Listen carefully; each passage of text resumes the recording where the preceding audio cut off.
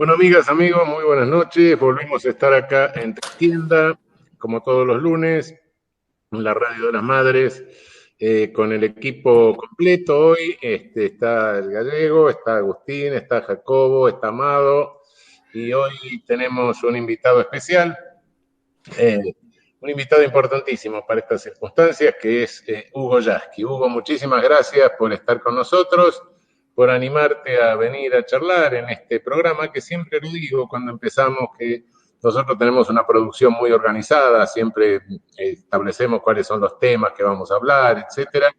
Es decir, todo esto lo hacemos muy anárquicamente. De modo que muchísimas gracias por animarte No, a compartir con nosotros esta noche. gracias a usted por la invitación, un gusto estar con ustedes, charlar. Bueno, fenómeno. ¿Qué tal, muchachos? En el domingo, que es el día eh, el día del plebiscito en Chile, algunas novedades latinoamericanas importantes, en fin. Sí, Bueno, todavía festejando el resultado de la semana pasada, que al final mucho más abultado de lo esperado.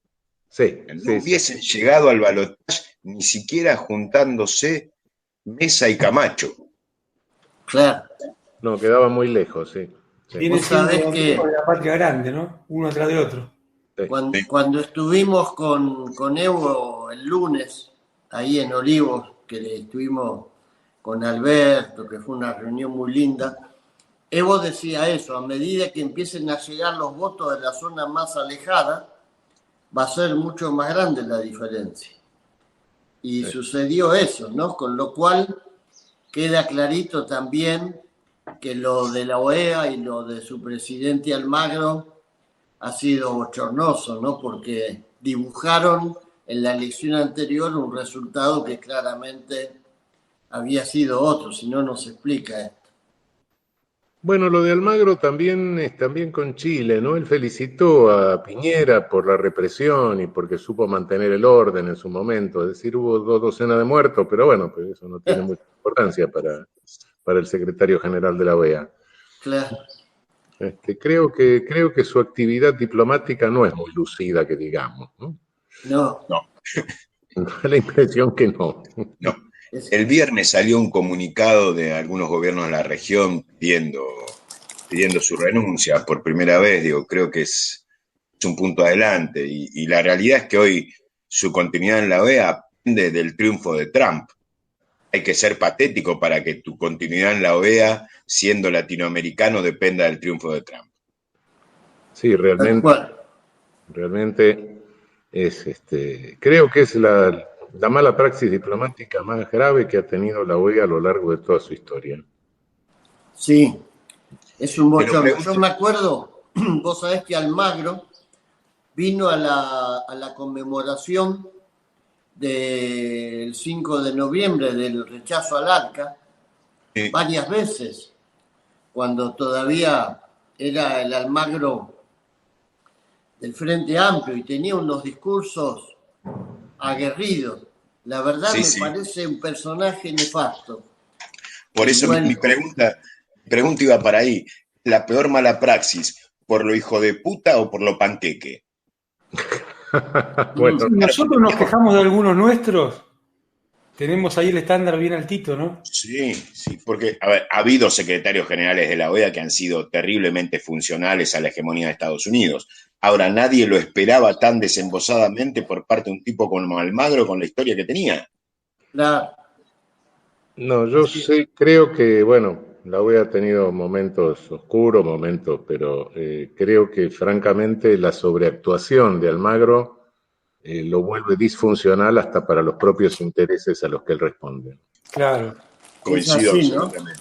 Sí.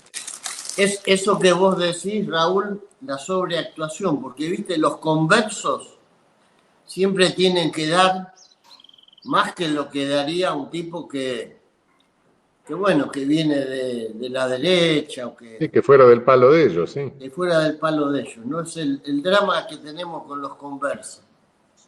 Sí. Bueno, esta semana también es el aniversario de la desaparición física de Néstor. La historia hubiera cambiado si Néstor estuviera, ¿no? Sí, Sí. yo creo que sí.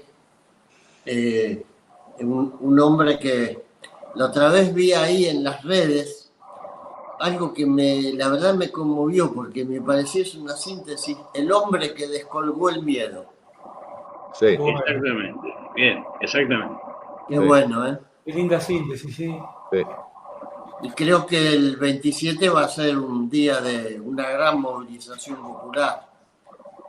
Creo que va a ser, nosotros estamos convocando 3 caravanas, creo que va a ser un día de fervor popular como fue el 17. El 17. Sí, Sí, sí. sí. Sí. Bueno, sí. ¿Son caravanas que van a ir a Plaza de Mayo?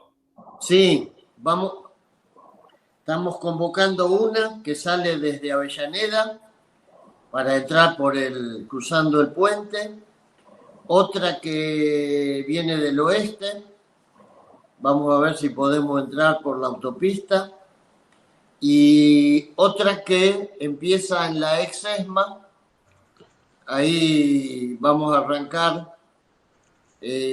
La idea es salir a las 2 de la tarde y arrimarnos lo más que podamos. Pero bueno, ojalá quedemos muy lejos porque quiere decir que habrá estado la ciudad llena de gente. Llena de flores floreciendo. Estamos pidiendo que los compañeros y compañeras que vayan cumplan con todos los requisitos del aislamiento. Pero bueno, creo que va a ser un día de una movilización extraordinaria. Además, nuestra gente, nuestro pueblo necesita salir a la calle. Sí, efectivamente, se necesita la catarsis, sin lugar a dudas. Sí, sí. Parte de deshacer el mito de que ocuparon la calle. Sí, Como diría Maradona, nos cortaron las piernas, ¿viste? Este es el tema. No, pero esto que dice Raúl me parece, Gallego, que es como que hubo 3 mensajes, ¿no? Un mensaje muy fuerte a las habladurías de quién es la calle en sentido popular en la República Argentina, me parece que es algo que no van a poder decir nunca más. Y también hay un mensaje muy lindo al gobierno, porque lo que demostró es que la base de votantes está intacta aún con todo lo que viene sucediendo de la pandemia, y me parece que esto al gobierno lo tiene que llenar de fuerza hacia adelante, ¿no? Es muy lindo mensaje. Además, perdóname, Amado, porque hace un pequeño insert. Además, le acercaron el micrófono a muchos participantes de la movilización 17. Y algunos participantes manifestaron, te das cuenta, algunas cosas con la gestión del gobierno con las que no estaban conformes. Y dijeron que estaban en la calle justamente porque Alberto les había pedido que si hacía las cosas mal, te das cuenta, salieron a la calle a reclamárselo. Me parece que es un tema de conciencia popular muy, pero muy interesante desde ese punto de vista. Yo creo que hay una conciencia muy, muy sólida respecto de que este es el gobierno que nosotros votamos, que es un gobierno que está bajo el asedio permanente. Bueno, lo que estamos viviendo en estos días da muestras claras de ello, ¿no? La derecha, el poder fáctico, no acepta que se pueda gobernar la Argentina bajo otros parámetros que no sean los que ellos imponen. Y creo que eso el pueblo, mayoritariamente la gente lo sabe, ¿no? Yo creo que hay una conciencia muy firme respecto de la necesidad de sostener, de reclamar, pero de sostener y de defender la unidad y al gobierno que elegimos. Sí. Eso es importante, pero es importante testimoniarlo en la calle, sin lugar a dudas. No solo es importante para esas fuerzas regresivas, ese totalitarismo, esa pulsión totalitaria que tenemos y que sufrimos, sino que es importante para reafirmarnos con identidad política, ¿no? Sí. Qué sé yo, se puede perder cualquier cosa, se puede perder gobierno, se puede perder lo que sea, pero lo grave es perder la identidad política. Sí. Porque eso no se recupera. Y además, Raúl, en un gobierno, perdón, Sí, dale, Amado, no, métele. parecía no, fue muy impresionante que todas y todos los manifestantes sabían por qué estaban, a diferencia de las otras marchas. Las Sí, consignas, la seriedad. Sí, no estaban porque no querían a Valenzuela, sí. Sí, sí. Al menos todos sabían que la Tierra era redonda para empezar. También, No es poca cosa. que no es poco, claro. No. Sí, sí, pero sí. importante lo que marcaban de la identidad. Digo. Uno lo ve con los otros partidos centenarios, cómo fueron perdiendo su identidad y se desdibujaron. Esta diputada cordobesa que solía decir cualquier cosa, los Falcon Verde, etcétera. Y el peronismo no perdió su identidad. Ahí está la clave. Ahora tenemos que tener cuidado porque los asedios son múltiples. Lo charlábamos fuera del aire antes de empezar con Amado y los muchachos. Hacía rato que no se veía tantos asedios juntos en una misma semana. Sí, sí, realmente creo que han exagerado. También han sobreactuado, ¿no? Y esa sobreactuación se siente, ¿no? La gente la siente, ¿no? El pueblo la siente. A Y ver, sí, voy a permitirme hacerle una pregunta a Amado. Amado, ¿cómo te va? Escúchame. ¿Puedes aclarar un poco, correr un poco la cortina con respecto al tema, te das cuenta, digamos, de la cotización del dólar ilegal? Básicamente, ¿por qué salta de esa manera? ¿Qué es lo que pasa? ¿Quién está atrás de todo eso? Está Porque eso claro que verdaderamente hay es un motivo de preocupación. muy pocos actores buscando, para mí, un efecto más político que económico, que tiene consecuencias económicas, porque una devaluación en el dólar oficial de ese porte es una redistribución de ingresos negativa muy violenta de un día para otro, ¿no?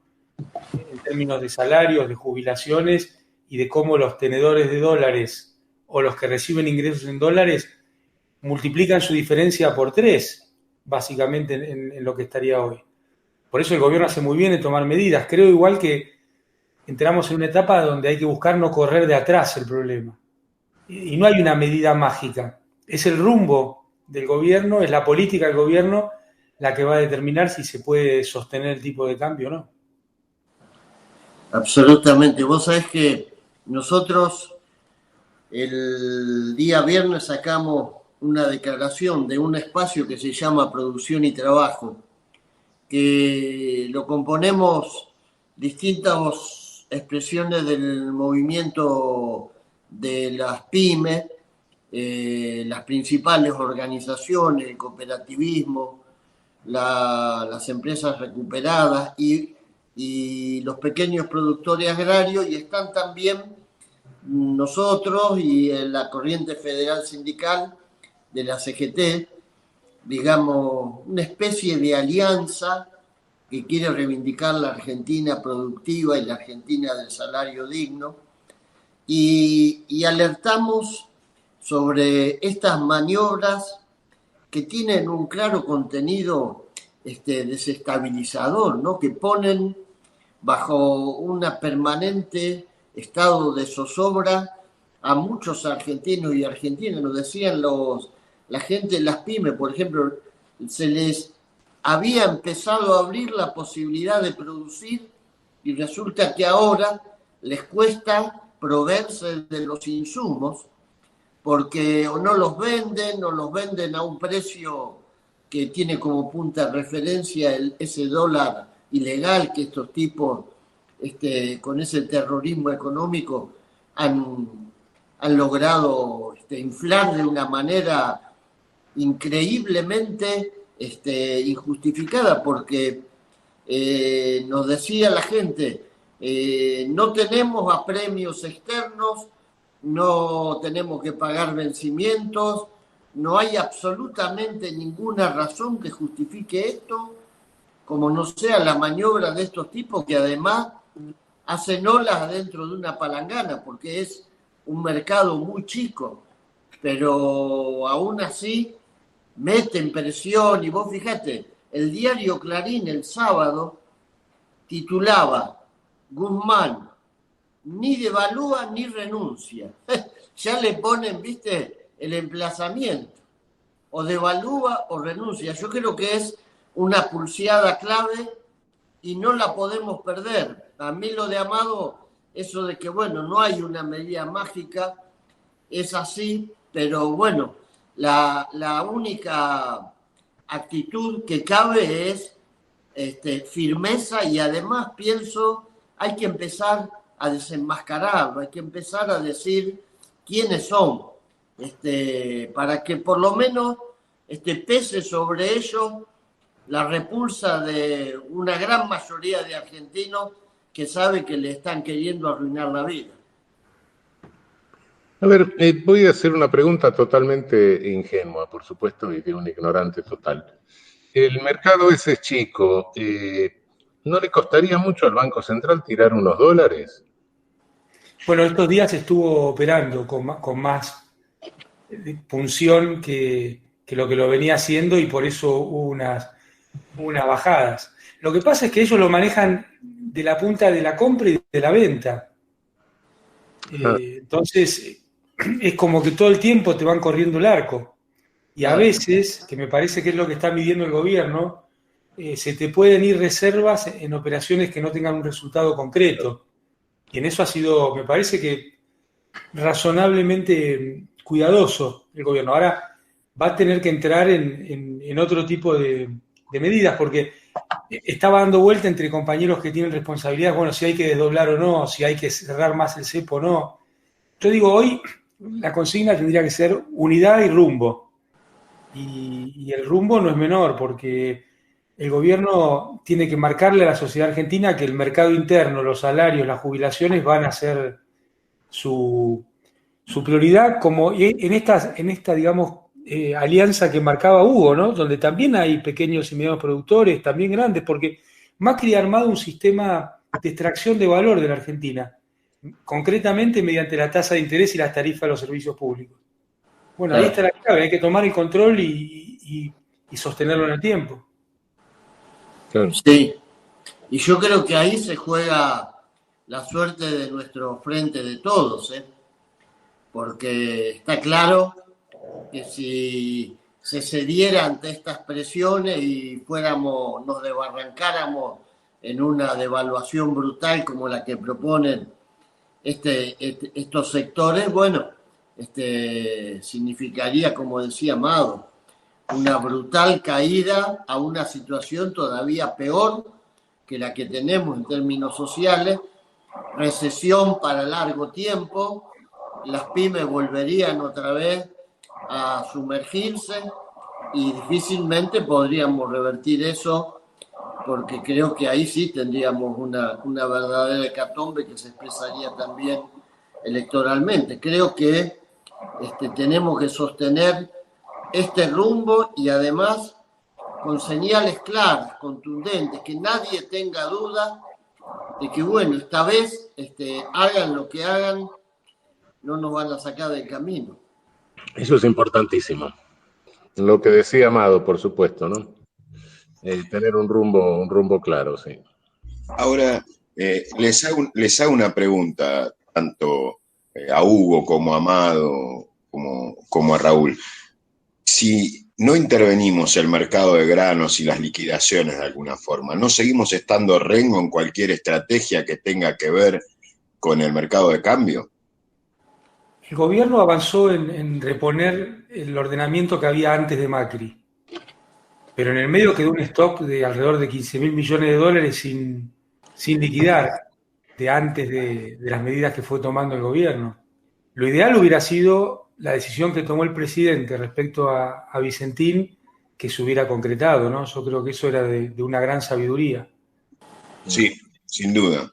Fue una lástima ese tropezón / retroceso, llamémoslo como queramos, pero la verdad, y nos quedamos rengos.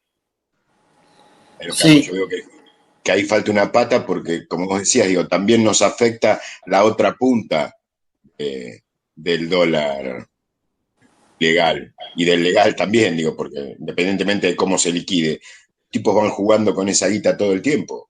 Sí, creo que además no ayudó el momento, no creo que no tenemos que perder de vista que estos sectores se benefician de las condiciones que impone la pandemia, ¿no?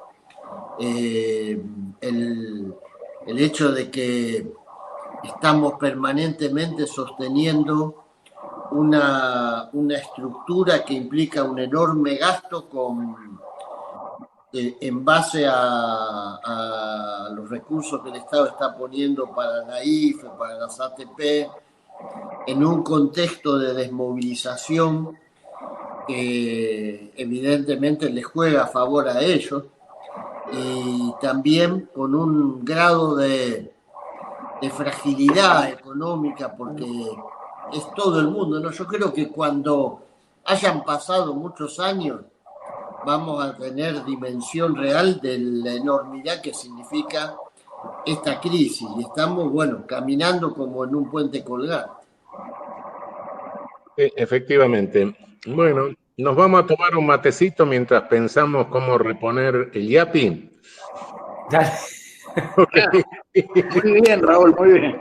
Vamos, Raúl. Bueno, hemos vuelto después del matecito higiénico. No tenemos otra, claro, porque estamos a distancia, no queda otra. De modo que estamos cuidando todos los protocolos. Jacobo, ¿quería decir algo?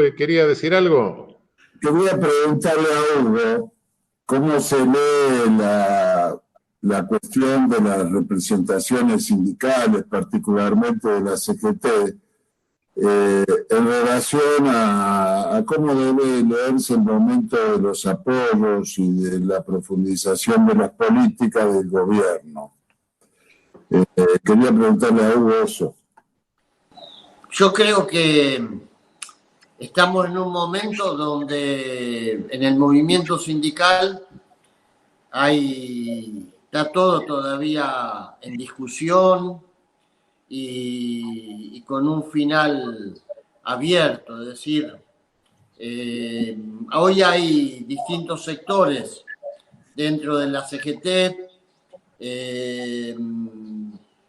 que de alguna manera empiezan a mostrar el inicio de una divisoria de aguas el día del acto del 17 de octubre. Ahí ustedes vieron que Acuña, que es uno de los secretarios generales, que suele estar siempre acompañando a Héctor Daer, hizo un acto el día anterior con Luis Barrio Nuevo, en el que estuvo Duhalde, el Duhalde de las declaraciones tenebrosas, ¿no? Incluso ayer salió de nuevo a hablar de un estado preanárquico, y otra vez a mencionar que olía sangre. Bueno, esos sectores de alguna manera establecieron un distanciamiento del acto del 17, y el acto del 17 expresó, digamos,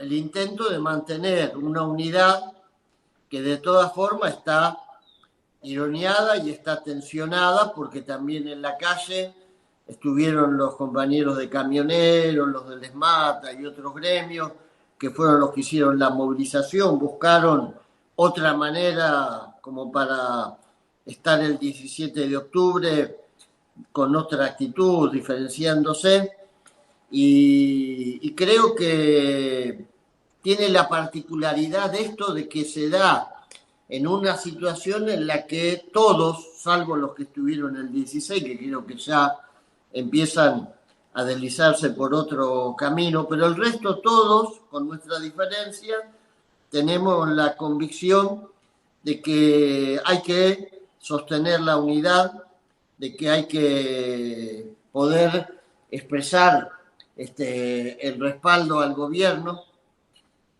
Pero bueno, cuando se activen los tiempos de las elecciones, recuerden que está todo suspendido, todos los procesos electorales internos del sindicalismo están en modo pausa. Cuando eso se reactive, creo que va a haber un debate en el que la conducción de la CGT probablemente surja de una nueva correlación de fuerzas, de la que, si las cosas se dan como pensamos, pretendemos ser parte. Es decir, creo que la necesidad de ir hacia una sola central para nosotros sigue estando vigente. Así que bueno, este es un poco el panorama que vemos. Ahora, Interesante. es bueno que ese panorama se clarifique, Hugo. Que quería hacerle a Hugo como presidente de la Comisión de Derechos Humanos de Diputados, es en cuanto a proyectos o cosas que se estén presentando en la comisión, aún reconociendo la dificultad de funcionamiento en estas circunstancias. Mirá, nosotros justo teníamos reunión de la Comisión de Derechos Humanos en forma conjunta con la Comisión de Trabajo, porque queremos aprobar antes de que cierre el año el proyecto de devolución de los legajos para los trabajadores y trabajadoras desaparecidos, secuestrados durante el terrorismo de Estado, que se desempeñaban en empresas privadas.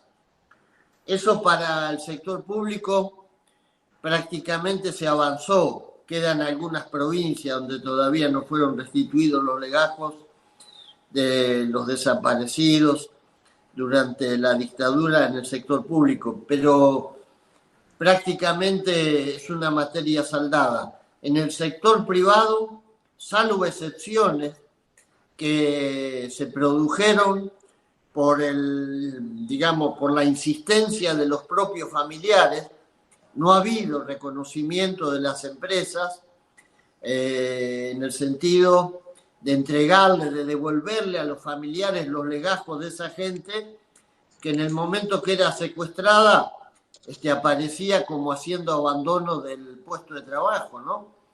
Y así que vamos a avanzar con ese proyecto porque creemos que es una materia pendiente. Lamentablemente, el miércoles justo hay sesión, así que vamos a tener que correr una semana a la reunión, pero ese es uno de los proyectos que tenemos y que fue además planteado y apoyado por todos los organismos de derechos humanos. Es un proyecto de una diputada de Pitiot, que es de extracción sindical y que ya no está en la Cámara porque se venció su mandato, así que ojalá lo podamos aprobar este año. Interesante. Es muy interesante. Acá en el sector público, digo yo acá, el sector público debido avanzó mucho a partir del año 2005 con eso y para el año 2015 estaba prácticamente terminado el proceso de devolución, como bien marcaba Hugo, y luego quedó en la órbita del Ministerio de Frigerio, que Frigerio dentro de todo no lo desarmó, con lo cual sigue vigente, incluso hay una biblioteca que funciona en Talcahuano y Corrientes, donde cualquiera puede ir a consultar los legajos de los compañeros detenidos y desaparecidos que laburaban en el sector público, así que el que quiera, y está toda la información. Qué bueno eso. Sí, otra pregunta, Hugo, es el tema de la educación popular, el tema de tener una pedagogía crítica y en este sentido la expansión de la educación que implicó las universidades del conurbano. Es decir, que sobreentiendo que tiene una visión favorable a todo esto, pero quería que lo exprese desde el ámbito de representación también docente, ¿no? Yo creo que vos fíjate, lo de las universidades en el conurbano marcaron simbólicamente una línea divisoria muy fuerte en la sociedad, ¿no? Sobre todo porque fue tan brutal la reacción y el rechazo de los que formaron parte del gobierno de Mauricio Macri, incluida la gobernadora Vidal, que tuvo aquella frase, ¿recuerdan? ¿Para qué vamos a abrir universidad en el conurbano si los pobres no van a la universidad? Eso fue marcando de alguna manera una línea divisoria que simbólicamente es muy importante porque fue poniendo claramente en la conciencia colectiva cuál es el proyecto de sociedad de esta gente, ¿no? Ese proyecto de exclusión, de biografías ya prescriptas de antemano desde el día en que naciste, porque si sos del conurbano o sos de una provincia pobre, lo que te corresponde es no tener la posibilidad de la universidad. En todo caso, si la tenés es porque pegaste el salto de los emprendedores, ¿viste? En el mapa que tienen ellos, el salto ese del que se supera pisándole la cabeza a los que tiene alrededor. Y creo que en ese sentido, esa división simbólica que también se marcó muy fuerte con otra frase, los que tienen la mala suerte de caer en la educación pública, ¿se acuerdan? La de Macri. Nos permitió tener claro hacia dónde ir el rumbo, ¿no? Que creo que es tan importante, también en materia educativa. Vos fijate, en la época del menemismo, no solamente era errático el rumbo, era francamente contradictorio con lo que nosotros defendíamos, ¿no? Esto que remarcábamos, el papel de Néstor, porque nosotros en esa época, me acuerdo de las luchas de la CETERA que encabezaba Mari Sánchez en la década del 90, contra la privatización, contra la transferencia educativa a las provincias. Había como un retroceso enorme, y creo que hoy está claro que el proyecto educativo, a través de las políticas que se están llevando adelante, otra vez pone la educación pública como un derecho social, y en ese sentido es reconocido el gobierno. Nosotros desde el Internacional de la Educación tenemos planteado un reconocimiento importante a lo que se está haciendo acá, que es diametralmente opuesto a lo que pasa en el resto de los países de América Latina. Y esto hay que decirlo, porque a veces, viste, ese contexto permanece como en una zona oscura, pero qué sé yo, en el Brasil de Bolsonaro, Paulo Freire se convirtió en un delincuente. Han sacado muchos estados, incitados por la prédica de Bolsonaro, disposiciones que prohíben a Paulo Freire en las escuelas. La consigna es la escuela libre de política. Y por supuesto, esto que Brasil lo expresa de manera brutal es una realidad en el resto de América Latina, y ha habido en estos meses de pandemia enormes retrocesos, porque han aprovechado la desmovilización de los gremios docentes para todavía avanzar con medidas muy duras contra la escuela pública. Un ejemplo de eso muy cercano es Uruguay. En Uruguay hay una lucha intensa de los gremios docentes, porque hay en ese país, que junto con la Argentina fue siempre el símbolo de la defensa de la escuela pública, hay un retroceso enorme con las políticas de la calle Pou y con una ley ómnibus donde, entre otras cosas, desarticula al movimiento sindical de los docentes, bueno, también el movimiento sindical en general. Impresionante, ¿no? Porque al mismo tiempo que te piden que seas emprendedor, te sacan la educación. Claro. Es como un sentido. Creo que así, por llamarla de alguna manera la derecha, yo me niego a hablar de la derecha porque realmente no sé si es la derecha, es un totalitarismo particular. La derecha sería pensar que hay alguien que tiene ideas, ¿no? Y estos no tienen ideas, lo que tienen son intereses fundamentalmente. Pero tienen muy claro de dónde pueden provenir los peligros. Y por supuesto, para ellos nuestras universidades del conurbano son un peligro. Ellos saben que en esas universidades se está formando una generación de profesionales que no va a salir, es decir, armado con las anteojeras que puede formar una universidad elitista. Eso de la política fuera de la universidad. Bueno, pero eso era el lema desde Onganía, el 76, etcétera, no es un lema nuevo, ¿no? Sí, ¿qué política fuera de la universidad? Bueno, la política que no está de acuerdo con ellos. Entonces la universidad te formatea, digamos, con la ideología de ellos. Es decir, eso de la política fuera de la universidad es un engaño. La política que quiere quedar fuera de la universidad es la crítica. Los que no son críticos, no, eso no es política. Estar con el establishment nunca es política. Es política estar contra el establishment, ese es el asunto, ¿no? Y vos fijate, Raúl, que la gratuidad de la universidad es una medida que tomó Perón. Sí, la Constitución del 49. La Constitución del 49, ¿no? Porque históricamente como que la reforma del 18 marcó una impronta fuerte, Sí. pero la gratuidad universitaria, eso es del peronismo, Sí. Nosotros somos los bestias, los incultos, zapatillas sí, libros no, todas esas cosas. Y lo que vos decís es cierto, la reforma del 18 logró meter a la clase media en la universidad. Claro. En realidad, la apertura a los laburantes, esa es nuestra. Claro, tal cual.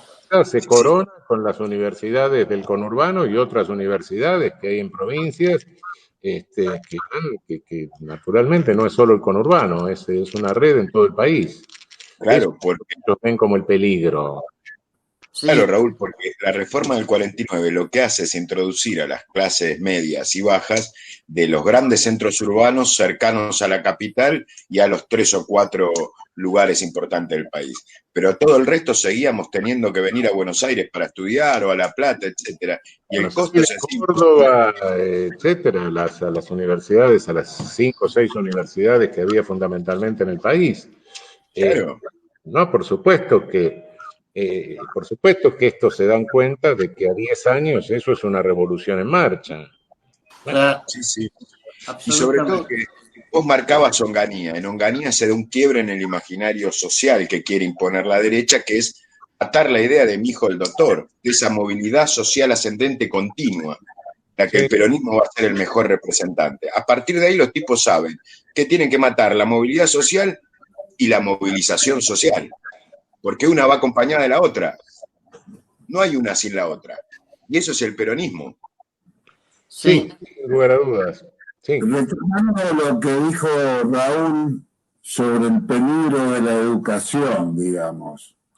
El peligro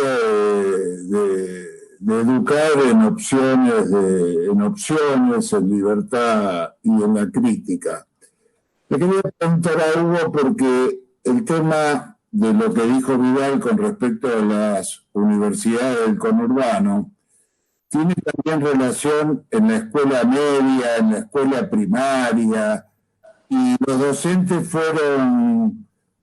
ponían en lectura visible todos esos pasos que se daban para cercenar incluso la educación secundaria o la educación primaria o incluso jardines de infantes, ¿no? Es decir, hubo todo un plan efectivamente de posibilidades en los sectores bajos, ¿no? Y quería preguntarle a Hugo en ese sentido, porque era muy visible la lectura de los cierres de los establecimientos de educación en esos niveles. Sí, yo creo que ellos intentan, lo han hecho permanentemente, naturalizar la exclusión educativa, y luego lo han hecho a partir de establecer circuitos diferenciados.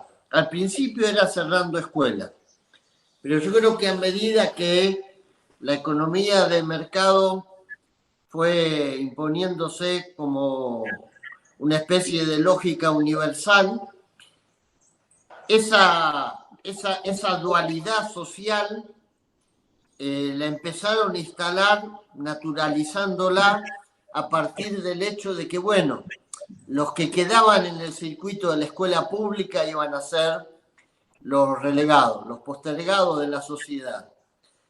No se podía ya negar que tuvieran cierta formación, pero bueno, en la escuela pública. Y la otra era la educación para las élites, para los empresarios, como decía el ministro de Macri, los que van a dar empleo, los que van a hacer que la gente pueda trabajar. Y la verdad es que yo creo que eso es lo que genera el odio que ellos sienten hacia el peronismo, hacia los gobiernos populares. La idea es romper esa matriz de desigualdad desde la propia escuela, construyendo una escuela pública que no tenga absolutamente nada que envidiarle a la escuela privada. Ese es el gran desafío que nosotros tenemos que hacer. Después vendrá la discusión de qué sentido tiene que el Estado financie algunos tipos de escuelas privadas de élite, que realmente cuando vos ves las dificultades que existen para financiar las escuelas públicas, es casi como una especie de contradicción flagrante. Pero bueno, es otra discusión. De todas formas, creo que una lucha de los pueblos de América Latina es esa, ¿no? Acceder a la educación y hacerlo de tal forma que esa especie de herramienta de construcción de pensamiento, de igualdad, de conocimiento socialmente válido, siga estando presente en la vida de nuestros pueblos. Es una lucha muy particular. Vos sabés que los gremios docentes de América Latina, a diferencia del resto del movimiento sindical que retrocedió mucho, siguen estando permanentemente en la disputa. No los pudieron hacer retroceder, no los pudieron quebrar. Y yo creo que tiene que ver porque se defiende algo que está muy enraizado en la conciencia y en los intereses de los pueblos de nuestro continente. Bueno, nos vamos a tomar otro cafecito y volvemos. Dale. Señor. Bueno, hemos vuelto, aquí estamos, seguimos hoy con el equipo completo, el Gallego, Jacobo, Amado, Agustín, y seguimos conversando con Hugo Yasky, a quien le reiteramos nuestro agradecimiento por soportarnos esta noche de esta manera. No, gusto. Bueno, Hugo, entre otras cosas, dado que hoy está el plebiscito en Chile, y este tema que vos estabas trasladando a todo el continente, evidentemente, y sí, es el problema fundamental en este sentido. Yo creo que a través de esto que hace un rato decía que estas universidades del conurbano y otras universidades en provincia son la revolución en marcha y por ende todo el elitismo de este totalitarismo financiero que estamos viviendo es consciente de dónde viene el peligro. Pero esto es común a toda la región. Y particularmente dada la situación de Chile, donde sabemos qué es lo que está pasando, donde está muy lejos de la gratuidad que nosotros tenemos, etcétera. ¿Cómo ves la situación y este plebiscito en relación a esa situación? Yo creo que el plebiscito puede marcar un punto de inflexión con respecto a lo que ha sido el pinochetismo y esa herencia que hizo que convirtieran a Chile en el modelo a seguir para el resto de los gobiernos de América Latina. Sí. Se da esa paradoja, ¿no? Sí. El país más convulsionado en los últimos años, el país que ha tenido las luchas sociales más intensas, donde, como decíamos antes, la represión brutal logró sostener una situación que en realidad la terminó de definir la pandemia, porque sí, la pandemia les dio una especie de, les puso como un paréntesis en un momento en que las movilizaciones sociales crecían y no había forma de pararlas, ni con balazos de goma, ni con muertos, ni con todos los desastres que hizo la represión de los carabineros en Chile. Y el plebiscito es producto de esas movilizaciones. Fue una flecha que salió disparada antes de la pandemia, que ahora no la pueden parar. Las movilizaciones en Chile se están volviendo a hacer sentir y hay una gran esperanza porque esto significaría poner en discusión el sistema educativo de Chile, que fue un sistema educativo que modeló el pinochetismo, que se convirtió en una especie de sistema de mercado, porque la municipalización no es otra cosa que la privatización llevada al grado máximo, porque las escuelas funcionaron a partir de la municipalización con todas las desigualdades que corresponden a las realidades de los distintos municipios, los ricos, los de clase media, los pobres, los paupérrimos. Todo eso se transparentó en el sistema educativo, que además fue asimilado a las leyes del mercado como el de Estados Unidos. Eso que vemos nosotros en la serie, de que para poder ir a la universidad hay que sacar un crédito o comenzar un plan de ahorro. Eso que lo vemos en la serie, que a nosotros nos parece tan extraño, pero en Chile pasó lo mismo. Tanto es así que las marchas de lo que denominaban, acá decíamos hace un ratito, los pingüinos, es decir, los estudiantes de la escuela secundaria, básicamente, tan potentes, tan con esa capacidad de conmover a la sociedad, tenían como principal motivo revertir esta historia de que para estudiar había que endeudar a la familia, o si no, directamente había que renunciar a la posibilidad del estudio. Y una de las cuestiones que va a dirimir el plebiscito es esta. Junto con esto se está discutiendo intensamente en Chile salir del sistema privatizado de jubilación, eso que yo creo que fue una de las grandes medidas del kirchnerismo y del gobierno de Cristina. Y bueno, acá está Amado, que tuvo mucho que ver con eso. Amado, claro. Claro, que tuvo mucho que ver y que, vos fijate, el negocio de las AFJP en la Argentina, esos capitales financieros, que yo creo que, bueno, no le van a perdonar nunca ni al kirchnerismo ni a Amado. No. Lo que significó eso, ¿no? Porque eso era mucho dinero, eso no era una lucha simbólica, era mucho dinero que ya lo tenían casi en el buche. Bueno, en Chile se está discutiendo eso, hay un debate muy intenso y creo que si el plebiscito se gana por una diferencia importante, todas esas luchas, todas esas movilizaciones, toda esa energía que desplegó el pueblo y los jóvenes, sobre todo los jóvenes chilenos, va a tener un cauce. Claro. Sí, estos tipos, hace un rato decía que bueno, que no me gusta llamarlos derecha porque no sé si tienen ideología, tienen intereses, ¿no? Pero claro, naturalmente cuando vos podés ser, qué sé yo, revolucionario total, maoísta, anarquista, lo que se te ocurra, no pasa nada. Pero si le tocas los intereses, como hizo Amado, claro, nos meten en cana. Ese es el asunto, ¿no? Por eso no sé si hay una ideología de derecha, porque te toleran que vos puedas decir lo que quieras, qué sé yo, proponer la revolución social, el socialismo total, lo que se te ocurra. No, deja, fenómeno, esto, no, cada cual puede expresar las ideas que quiera.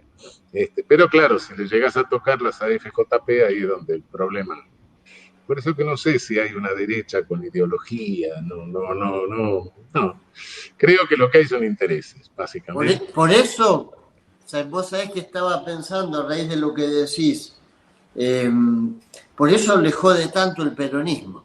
Claro. Porque vos podés ser un libre pensador de izquierda. Sí. Viste, es como hacía el PRI en México, te daban una beca para que pienses en Por izquierda. supuesto, te hacían, Claro, adentro del PRI te hacían una comisión de anarquistas, no hay ningún Claro. problema. Vení, te sí, sí, ponen sí. una secretaria, te dan un auto. Claro. Y estudia Pero tranquilo. cuando les tocas el bolsillo, ahí se ponen locos, ¿no? Y bueno, el peronismo tiene esa capacidad de gobernar y de meterse con temas que ellos, si no estuvieran en discusión, y acá tendríamos la posibilidad de hacer simposios de izquierda sin ningún drama. No, por supuesto, no, Que no, lo no. publicaría Clarín las conclusiones. Claro, por supuesto, si eso no molesta a nadie. ¿No? Efectivamente, sí. Sí. Octubre es nuestro mes de aniversarios. El jueves fue el aniversario de la recuperación de la SFJP, de la estatización, el 22 de octubre. 12 años ya. Mirá. Lo que hubiera sido de la Argentina sin esa medida.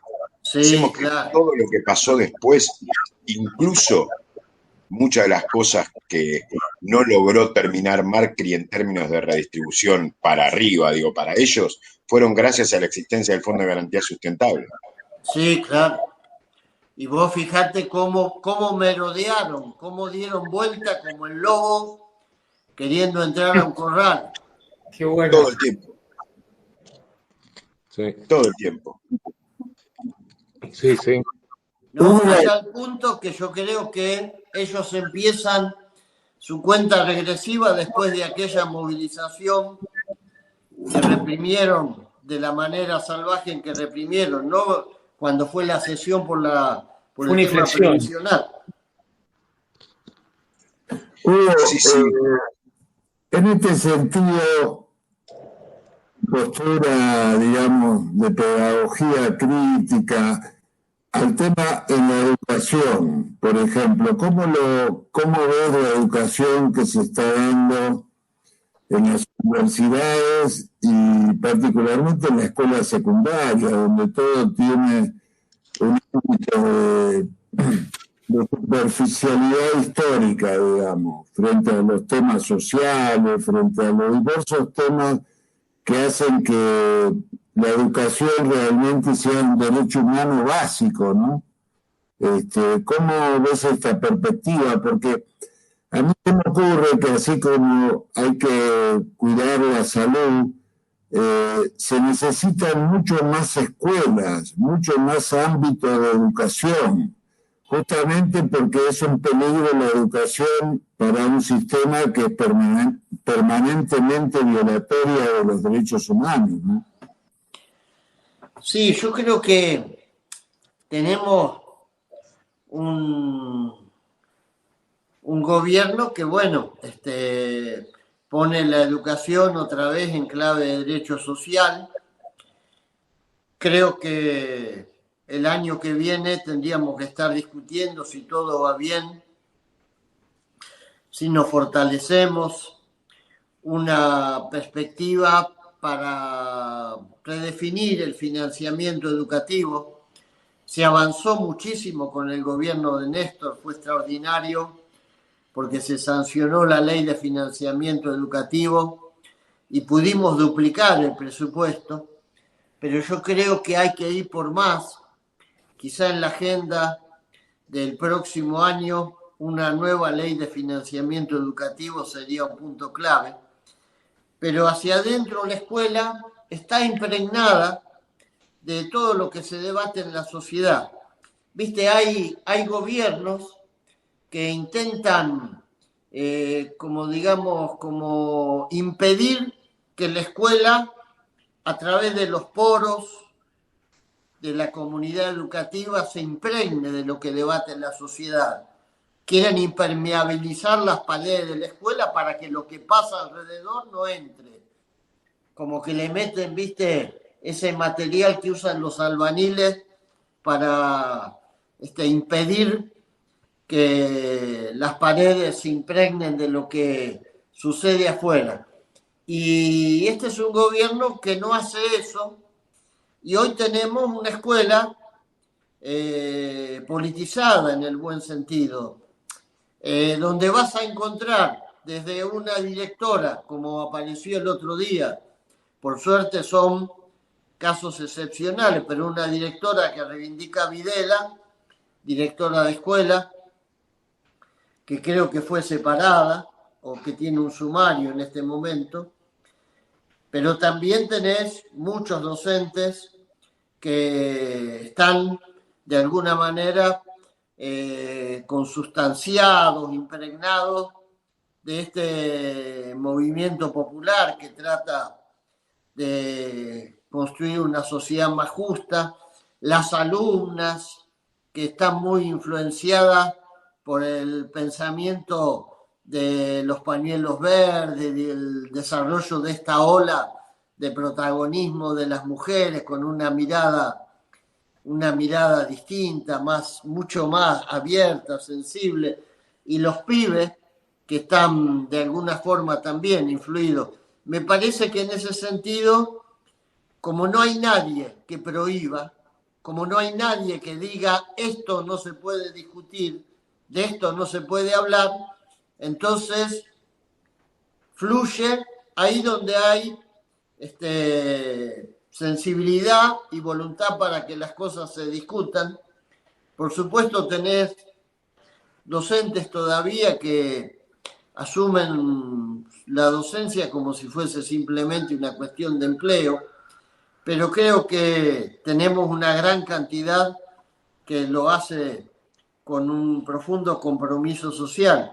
Por eso creo que estamos en un buen momento, con debates pendientes, pero en un buen momento. Y Hugo, Es como que en el aula chocan varias civilizaciones, ¿no?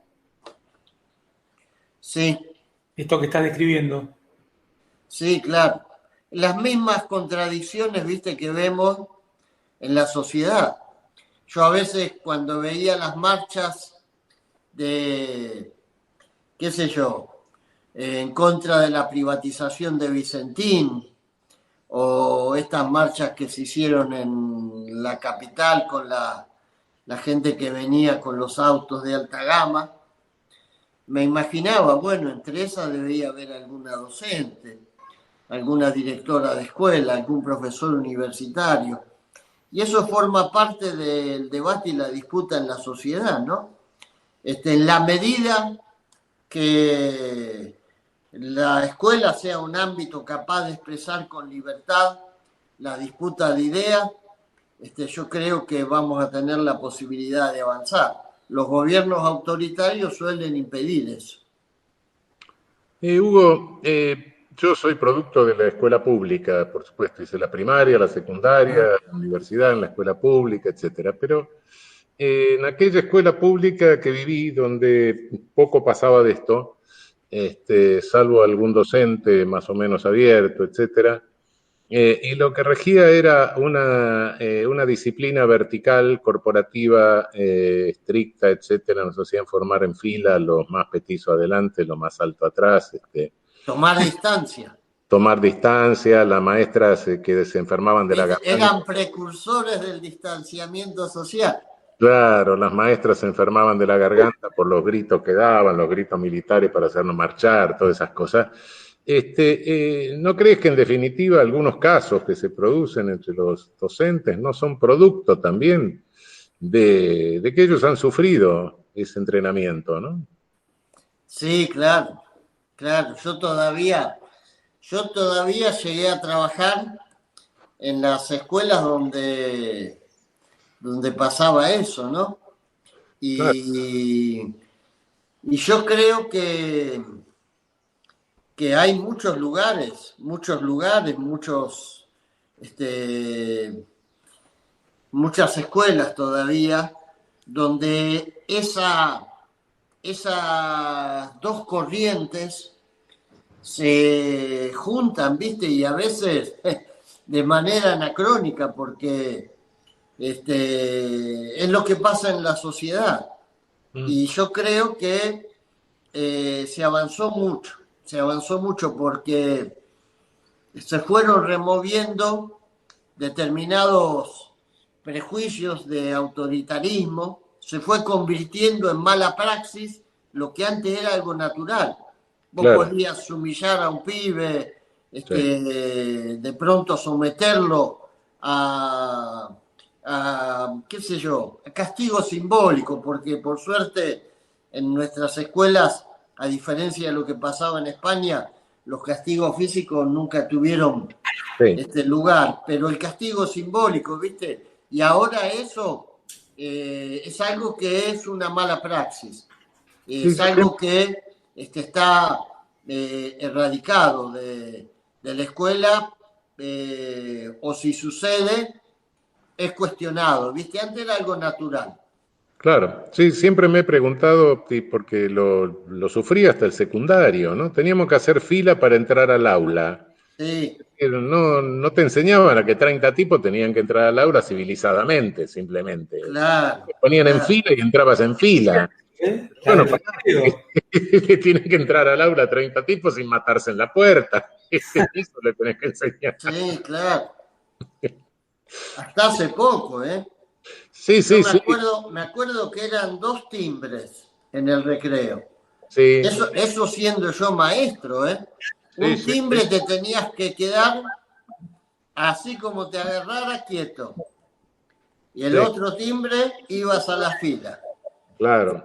Y de pronto había un maestro, yo me acuerdo que tenía un compañero que era una especie de sargento, viste, de las películas alemanas, que se ponía loco.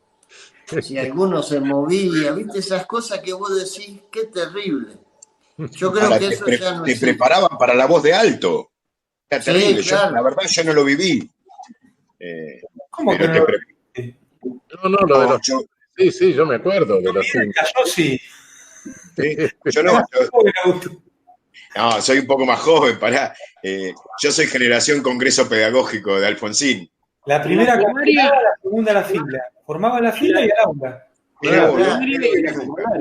Lo sufrí. Este es el tema. Claro, yo iba. El colegio de la universidad era más progre, ¿viste? Los colegios de la universidad no usábamos uniforme, no hacíamos nada. Pero. Claro. Esos eran una excepción, los colegios universitarios. Pero en Bahía Blanca, que venía una formación de derecha terrible. Sí, no sabía, no. No eran los. El detalle del lugar no es menor. Claro, la educación. La nueva provincia. Claro. El colegio podía ser muy progre hacia adentro, pero estaba en una situación social formada por la nueva provincia y su multimedia. Claro. Hugo, yo quería preguntarte, tanto en el gobierno de Menem como en el gobierno de la Rúa, como en el gobierno de Macri, los docentes jugaron un papel de oposición revulsiva a las políticas, llamémosle aristocráticas, en materia de educación de estos gobiernos, muy importante. Desde Mari Sánchez, los distintos dirigentes sindicales, Baradel, vos, incluso todos los que pasaron por UTE, ¿no?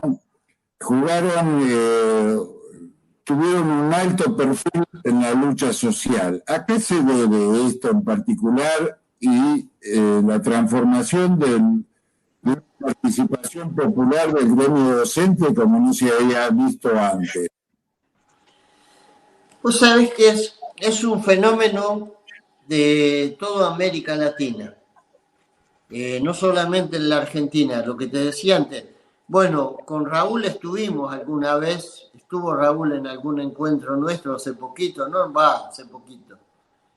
no hace tanto. Mari Sánchez ando con ustedes. Sí, y que se fue dando, viste, yo creo que en parte tiene que ver con la pauperización de los docentes,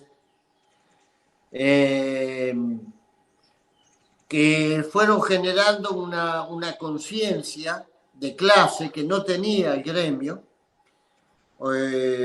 Hoy tampoco, digamos, también tenemos docentes que asimismo no se ven como trabajadores, pero en general son la minoría. Antes se tomaba mucha distancia. Me acuerdo yo con Mari, cuando empezamos a pelear con Mari en la década del 70, una vez hubo un paro de la CGT, era en la dictadura de... Yo creo que era la dictadura de Lanuse, ya, sí. Primeros años de los 70 hubo un paro de la CGT y nosotros Mari conducía el sindicato de los maestros de Matanza. Y hacíamos las asambleas en la UOM, que tenía la Unión Obrera Metalúrgica, tenía una conducción combativa en aquella época en Matanza. Siempre la UOM de Matanza tuvo una característica en general distinta al resto. Y sacamos el paro con la CGT, o sea, decidimos que los docentes de La Matanza adherían al paro de la CGT. Fue un quilombo que se armó terrible, perdimos la elección. Ese año teníamos elección a los 3 meses y perdimos, porque fue tan revulsiva la decisión. Muchos docentes decían, ¿pero qué tenemos que parar nosotros con la CGT? ¿Qué tenemos que ver con la CGT? Nosotros no somos obreros. Ese fue un gran debate. La pauperización nos ayudó a ser parte de la clase trabajadora, nos empujó, casi que nos metieron a los empujones la conciencia de trabajadores desde el bolsillo. Y yo creo que en América Latina, no solamente en Argentina, tienen mucha fuerza los gremios docentes, son gremios muy fuertes, son gremios con una fuerte politización de sus dirigencias y de toda su militancia. Vos cualquier delegado gremial, y pensá que en Argentina tenés decenas de miles de escuelas y decenas de miles de delegados gremiales, y son muy politizados, muy, muy conscientes, y creo que eso le da un activo, que son decenas de miles en cada país, que ha convertido este gremio en un gremio muy abnegado, de muchas luchas, muy poroso, muy abierto a lo que pasa en la comunidad. Por eso en muchas puebladas, por ejemplo en Honduras, en Costa Rica, en Colombia, es normal que el gremio docente sea el que está en las puebladas, no las centrales sindicales. Y en eso, bueno, hemos tenido también, como decías vos, con Mari y otros, una tradición de grandes dirigentes que hicieron, bueno, vos fijate, Cetera, el secretario adjunto de Cetera era un tipo extraordinario, Isauro Arancibia, lo acribillaron a balazos el día del golpe, el mismo día del golpe, y la gente de él lo quería sacar. Él vivía en el fondo del sindicato, en Tucumán. Era casi el hermano de vida del compañero Santillán. Y el tipo dijo, no, yo me quedo acá, y ahí lo acribillaron. Y tuvimos grandes dirigentes que fueron Requena, la compañera Marina Vilte de Jujuy, grandes dirigentes que fueron secuestrados, desaparecidos. Y bueno, esa impronta todavía hoy existe. Es muy interesante el análisis que vos haces, Hugo. Da para reflexionar un rato. Bueno, nos tomamos el último cafecito y después quería charlar con vos y reflexionar un rato acerca de esto. Ya volvemos. Vale.